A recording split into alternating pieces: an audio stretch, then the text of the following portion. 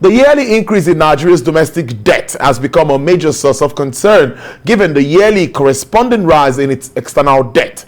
The country's domestic debt grew by 62.5% from December 2015 to December 2019, as total domestic debt rose to 20 trillion naira as of September 2020, compared to 19.6 trillion naira as of June 2020, as public debt stock continued to trend upwards with a jump from 7.6 trillion naira, that's about $48.7 billion in 2012, to 32.9 trillion naira. That's about $86.8 billion in 2020. While external borrowings in recent times started gaining momentum as it surged from 1 trillion naira, 14% of total debt in 2012, to 12.7 trillion naira, 37% of total debt in 2020. As Nigeria expects to borrow more in 2021, economic experts are of the view that extensive use of borrowing has a severe implication on the economy, as it can negatively affect capital stock accumulation and hinder economic growth via heightened long-term interest rates, while having unpleasant ramifications for the strength of the economy in trade.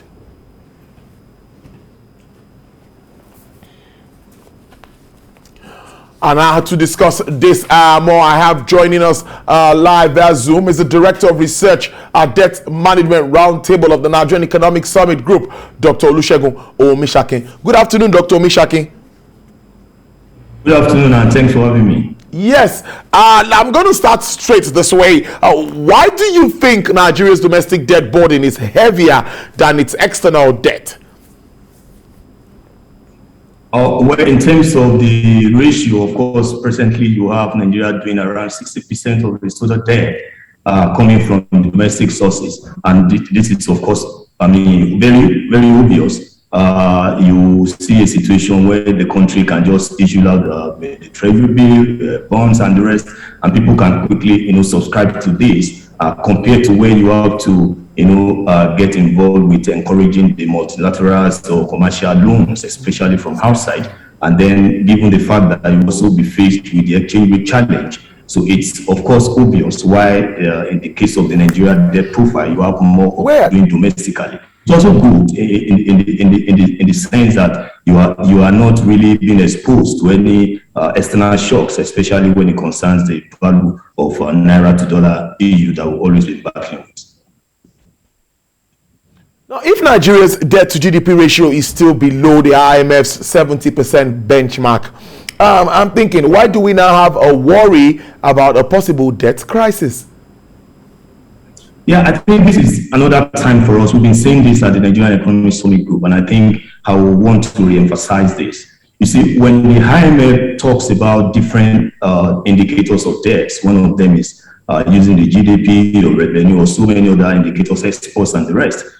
IMF's benchmarks are actually being directed towards solvency. In other words, would you, as a country, in this case Nigeria, be able to pay back what you are owing multilaterals or your people or the other private institutions outside of your country? So the issue with the IMF or any other international body is not about how the debt burden of you affects your macro stability and hence affects your total health of your country. It's purely on would you be able to pay back.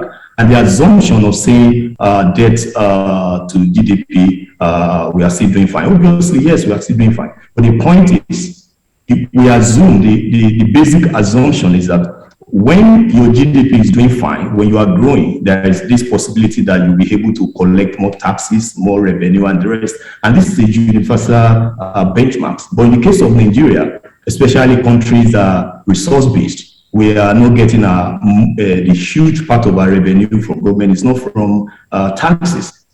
Yes, of recent the government is trying, and again because the oil price has been doing badly over time. The moment we are coming up now from the oil market, you will see that most of our revenue sources will be basically based on the oil revenue. So the argument of we are doing fine, we are below 70-10, it's not tenable.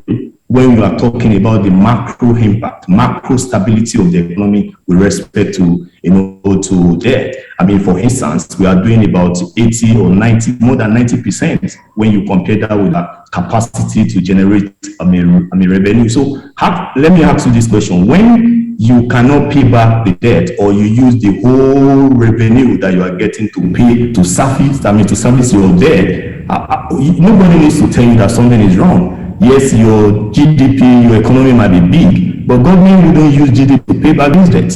GDP is basically the income of the people, the private sectors, the economic activities. It doesn't belong to the government, so it belongs to the people, and it's not the people that will come and be paying for the Nigerian government. So what Nigeria needs to emphasize is the importance of revenue to debt servicing, and that's what we think this discussion around debt roundtable will be able to provide more insights into.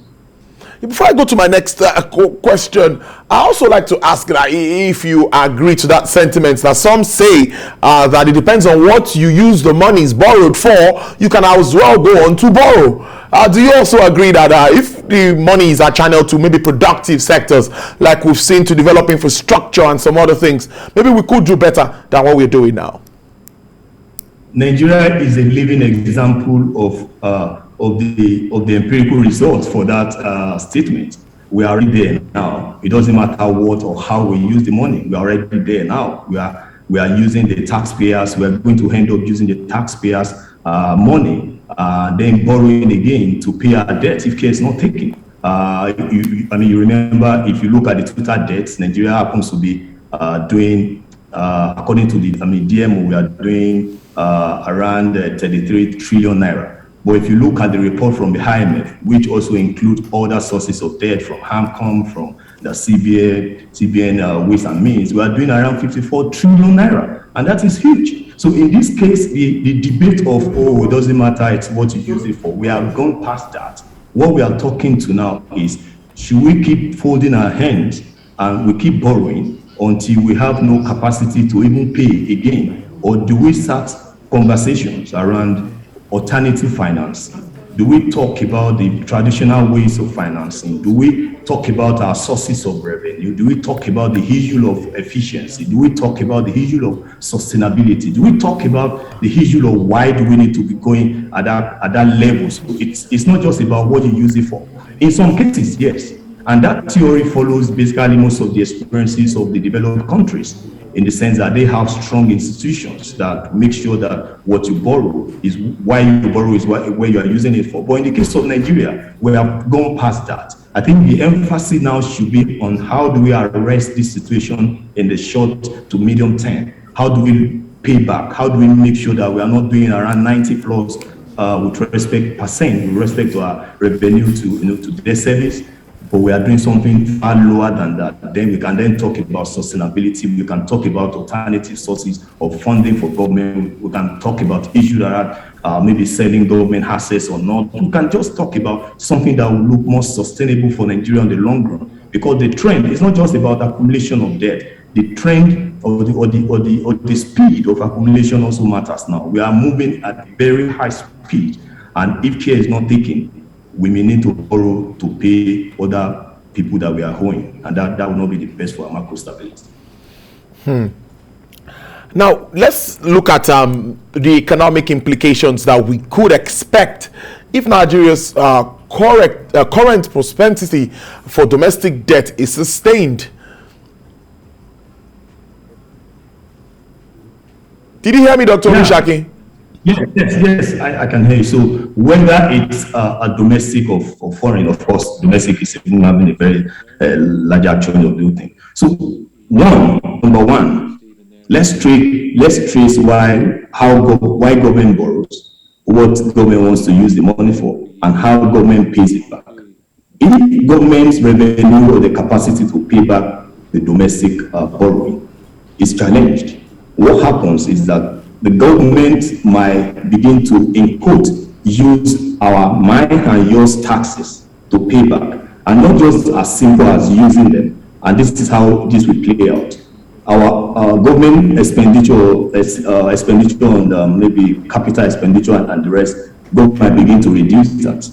government budget will suffer. In other words, government will begin to spend less. One, government will begin to earn more by opening up different other ways of collecting money, whether it's a toll gate or whether any other sources of generating money from the people. And that, of course, will affect the consumption of the people, will affect their savings, and ultimately will affect the hybrid demand and supply, and eventually it will have a huge weight on the economy. And of course, our economy is even fragile now. So that's, nobody prays for that consequences. Now let's start moving on. Move on now. As you were talking, I get to put together that I'm worried why government is not also taking solid steps, or if you like, concrete steps to boost internal revenue options. We talk many times about looking inwards. How well at this? What do you think is happening with regards to that? Are we really looking inwards to take advantage of what we have to boost internal revenue? Yeah, first of all, with all sincerity, I think the government taking some steps that we all need to also acknowledge. But we can't. The government cannot stop at that. The more if you want to tackle any challenge, it doesn't matter the efforts you've taken so far. What people want to see, whether you have been able to overcome the problem. While we personally acknowledge, of course, the government is trying one way or the other. But the big challenge is there, and we think that until we are able to discuss what really matters, what maybe people don't want to hear, or what we think is so huge for us, we won't get out of this. How long will the government be able to be the main financier in this case? The government cannot, on its own, begin to drive investment, get the money through taxation and the rest. If we have foreign direct investment that is so challenged and that is so low, there is no way government can get revenue from this. There is no way the business activities will grow. So I think basically you have minor or some consistent issues that government is looking into. But we need to look at another measures within the scope and the context of how do we finance this particular problem, this particular debt. How do we generate revenue, at least for now, to make sure that we don't continue this trend. And I tell you, I've already said some measures. For instance, apart from making sure that we integrate our informal sector, informal economy, the government can also look into the issue of transparency and efficiency within its own sector, which the people are really expecting, so that you don't put on this weight on the household or the private sector alone. Also, the government can look at some debt assets. Do we continue to roll in with this, or how best do we approach that? So many other options are there. But the fact eventually is that we need to tackle this problem. We can't be doing 54 trillion naira, and when we think we'll just be doing giving small approaches. We need to move, and make sure that we solve this problem so that it doesn't become a larger problem tomorrow. Now, from all economic indications, is it advisable for Nigeria, in straight terms, now I'm focusing on Nigeria, to continue to incur more domestic debt, of course, to fulfill social contract with the citizens? Do you think that is workable at this time? I don't think so. We are already skewed towards that domestic debt.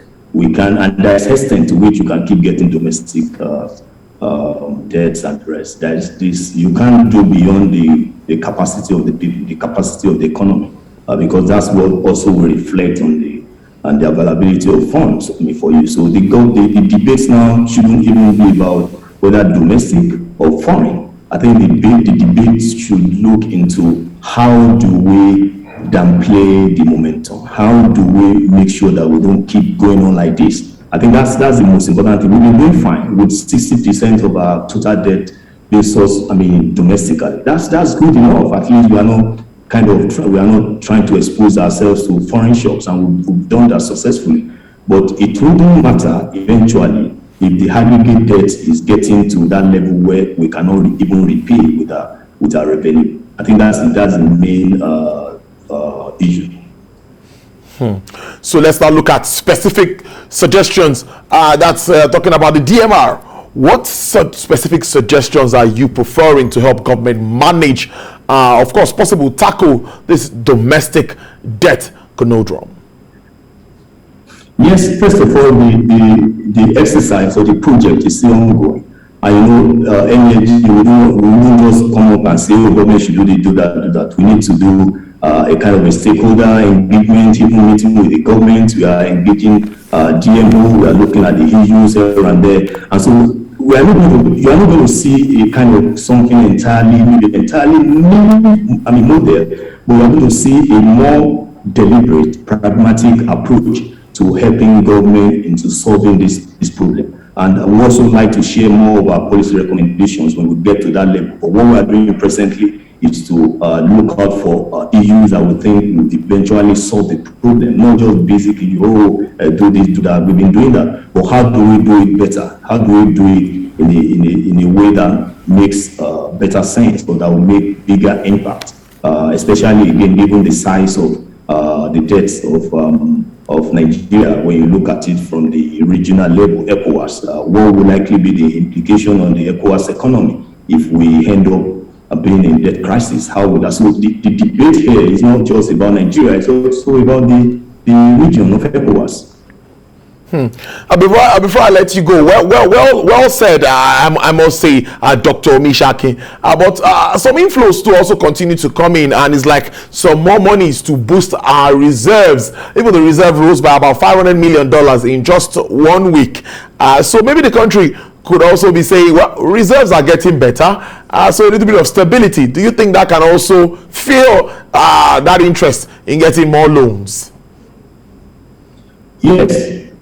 Yes, but we also need to do far better than we are doing with reserve. What we are getting anytime you have this slight increase is we are still using it to take care of the gap. The CBN is struggling with the exchange rate funding here and there, pushing the money into some sectors, pushing the money, rationing the money, the credit here and there. That in itself shows that we are not doing fine. So it doesn't really matter the marginal increase or decrease. The main point now is that we need to do much more. We need to make sure that the country is inviting for the private sector. We need to look into why is it that we don't get what we need to do, what we need to get to run the system. We need to make sure that the government looks into all those private sector sources, to drive the system better, much more than what we are doing now. So it's a good thing, but historically, that has not really answered the major problem of debt servicing in Nigeria. It's a good way to leave it. Thank you very much, Director of Research at the Debt Management Roundtable of the Nigerian Economic Summit Group, NESG's Dr. Olusegun Omisakin. It's really good to see you. Thank you very much for sharing your thoughts on this very important topic. Thank you very much. Thank you.